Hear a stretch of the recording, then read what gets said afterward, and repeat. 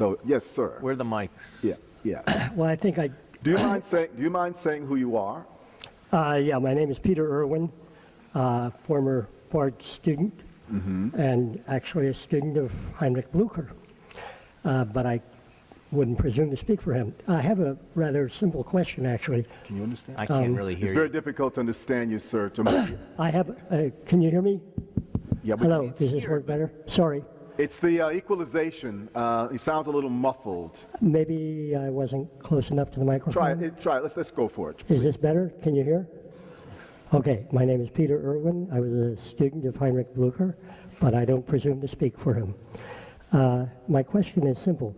You haven't mentioned in your discussion of the mind, you haven't touched at all upon how the mind actually works.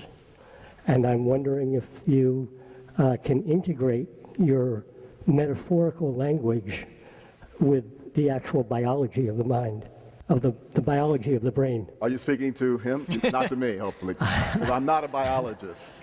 No, I don't. Well, I think it's important Yeah. to understand something about how the brain actually functions in order to make statements about what we think thinking is.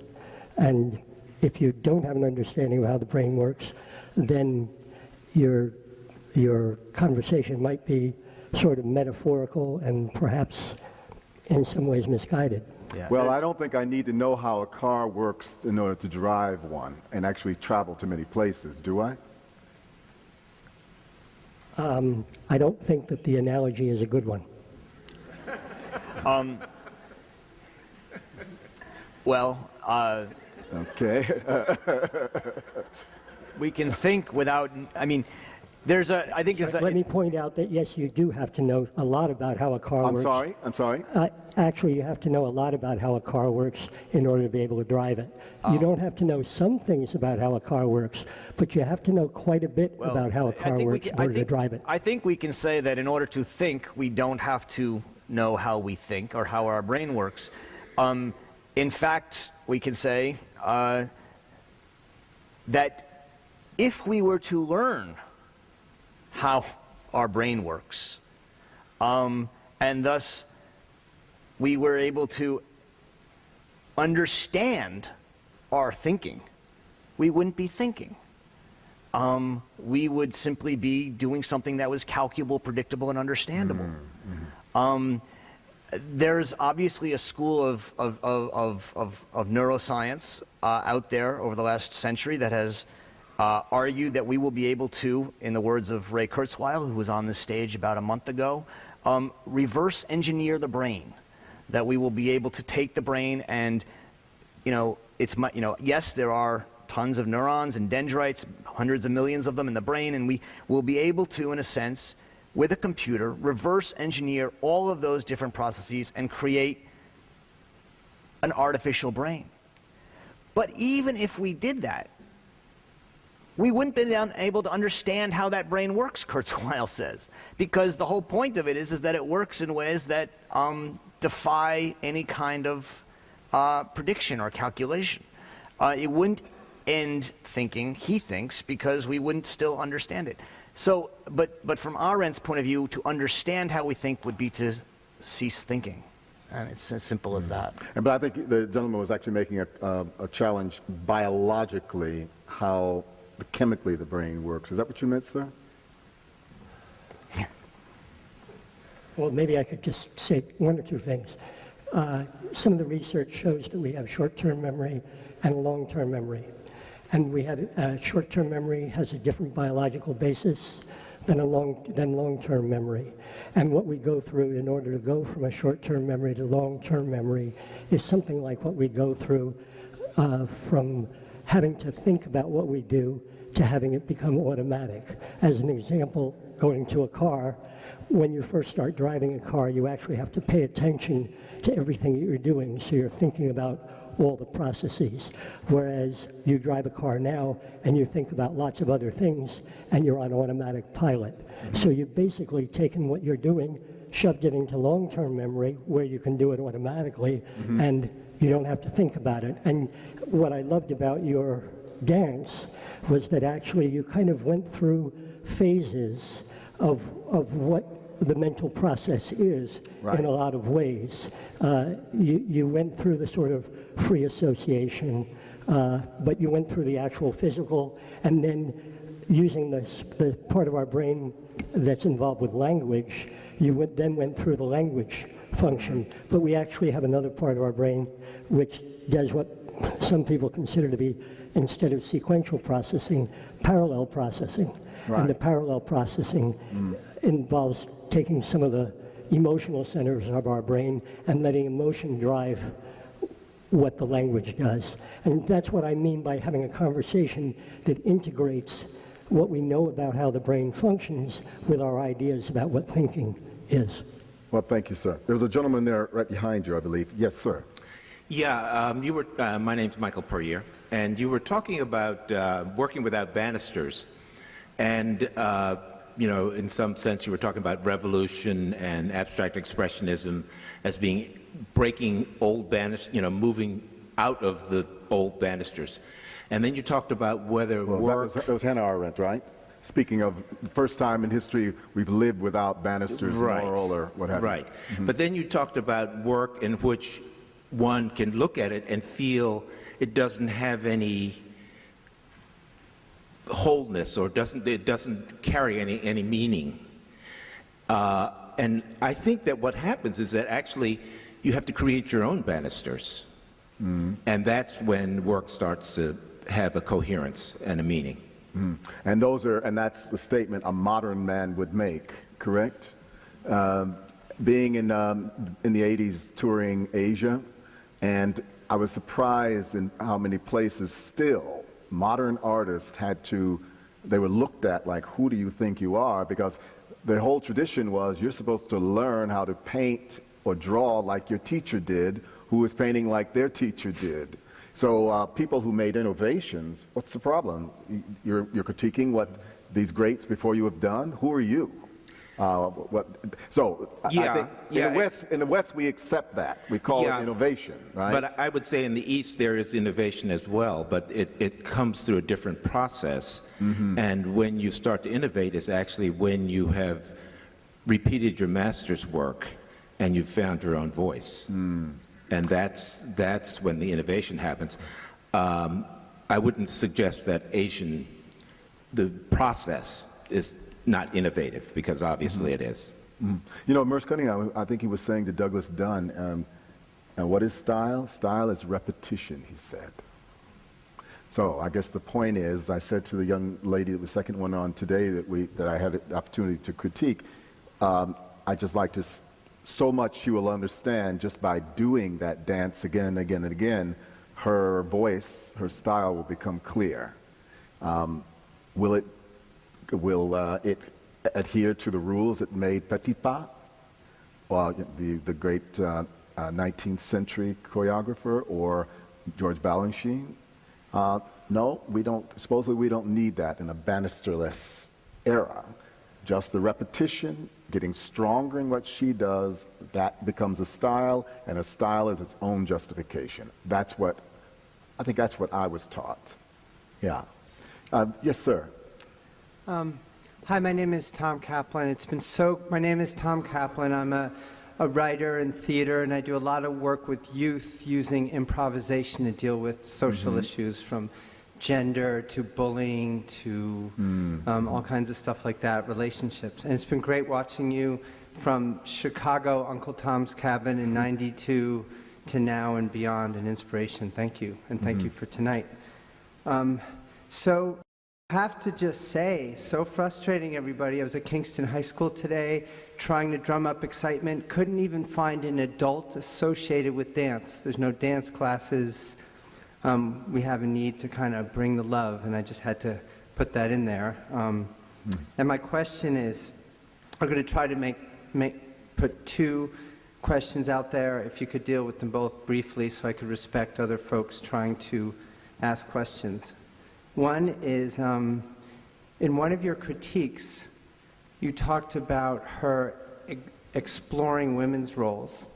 And I'm wondering... I think that's what the choreographer said that he was doing. Okay, my bad.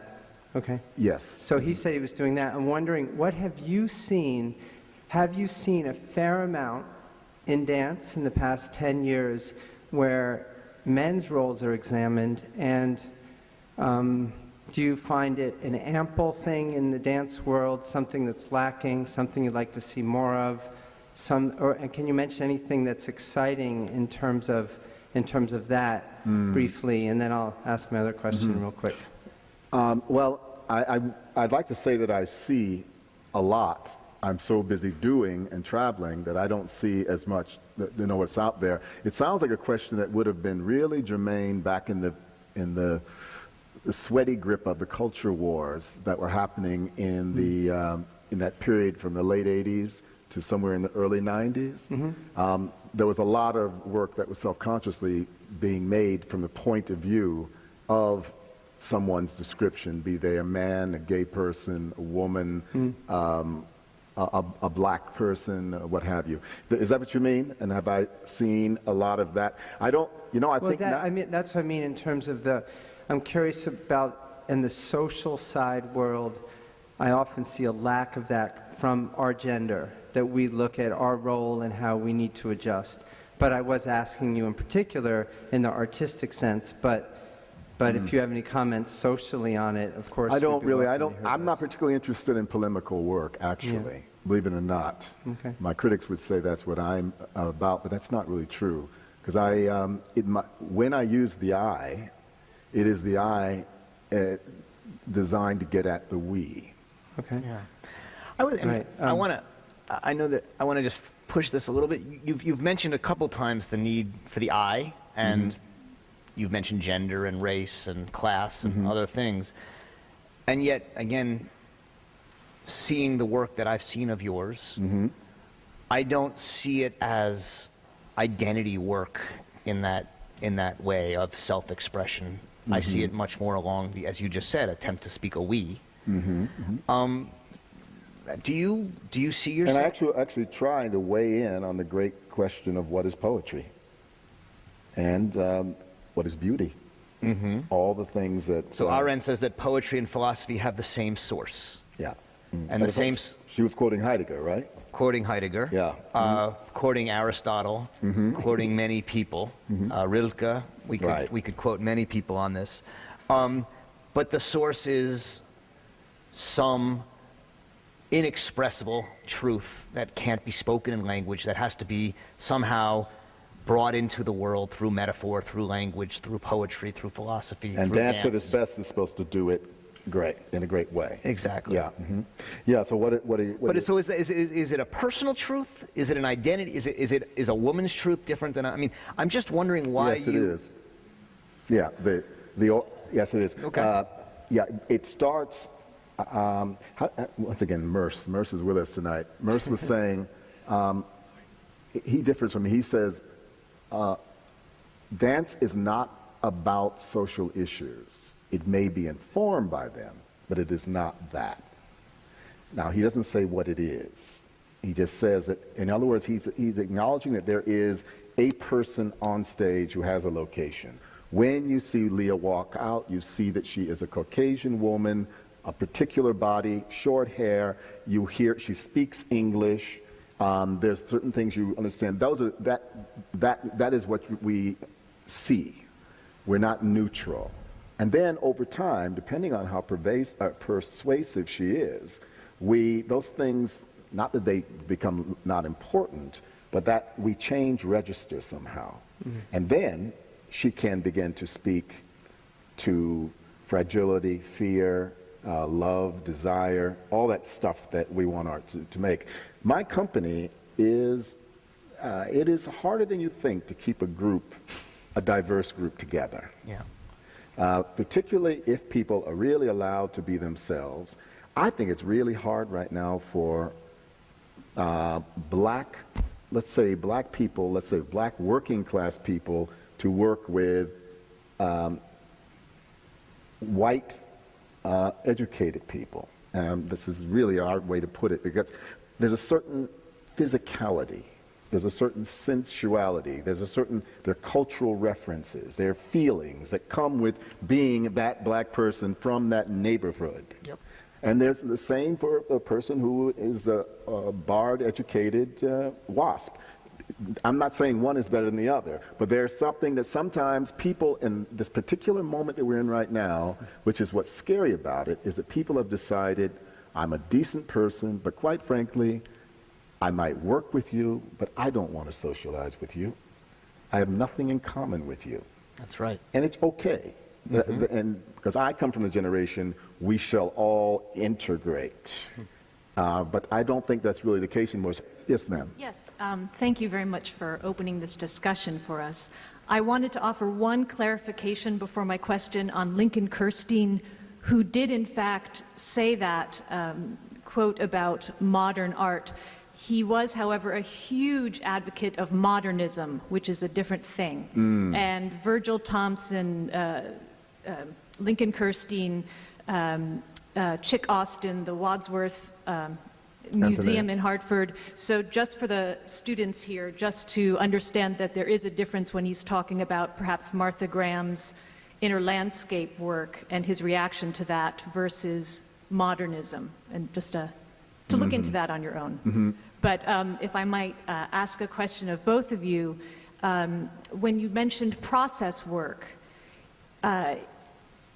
no matter the medium, is there a transition that you find as an artist, as a writer, as a thinker, between the process feeding the work and then the work becomes inevitable, something beyond what the original process was? I'm not sure I understand your question. Are you saying, are there any process works that have distinguished themselves, that have transcended the era in which they were being made? Are there any process works that are classic now that people reproduce? That can be part of the question, yes.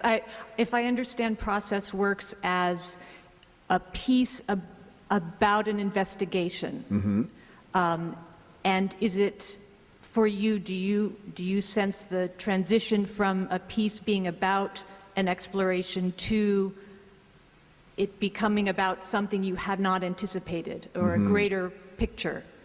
Well, I'm not sure if I can do justice to your question. I think I don't do process works anymore. But I do sometimes make work for an audience, and I'm assuming has a lot of love for the execution of steps, how things are made, you know. Although I don't think I expect an audience to sit and watch me, you know, make something. Floating the tongue is challenging. Did you find that?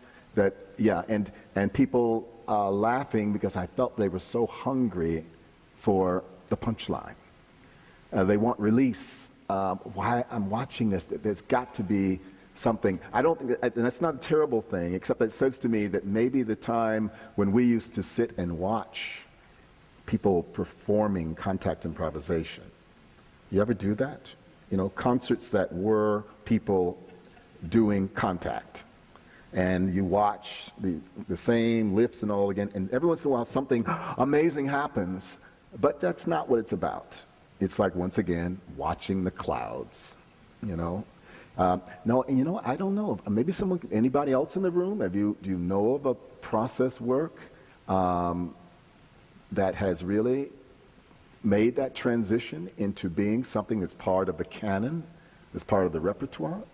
Was it just a moment, or is this moment, it was a very important moment for us, but does anyone know of a work like that has entered into the canon? Yes, sir. What exactly can you describe better what the expected piece to become? We're looking at it for what it is. Oh, yeah. But I think the lady's question was, would you say your question again? If I'm making a work about, based on an exploration, I want to find out if I can move only in a straight line. And in doing that exercise, the piece becomes more than being about a straight line. It becomes about something else. As I saw in Leah's performance, there was also a virtuosity, a technical virtuosity that came out of her exploration. I'm curious about that shift that might happen. Yeah, and has it happened with floating the tongue? I feel maybe I have not done it rigorously enough over the years. You know, one of the things this gentleman, I think he just left, the problem for me has been going from being a young Turk who wanted to do that to all conventions, is something suddenly happened that I realized that I was not going to always be able to get it up. And that maybe some of these ideas that I was like spinning and throwing away, oh, maybe you could conserve them. And that's called repertory, and that used to be what we call the kiss of death. We thought that is the end. You don't do that, because once you do that, the God has left, to use the Greek term, right? The God has fled. But I'm curious, and as a matter of fact, I'm wondering in this department now, if people, this is a very avant-garde department, are dancers still making process work? And do people go and watch it? How do you sell tickets for it? And the question for me is, what does it mean to be successful? What does it mean to be able to pay your dancers? What does it mean to fill audiences so that people value your work, so that people can make livelihoods? And those are adult questions. Those are not the questions of young Turks. So this is the first time I've ever been middle-aged. You know, there's no handbook to tell you how you go from being a person that would make floating the tongue to a person that is going to have to make a $3.5 million budget this year doing contemporary dance. Stay tuned. I think I'm hearing that we got people here. I'm thinking we're out of time, but thank you all very much. Come down. Thank you. Thank you.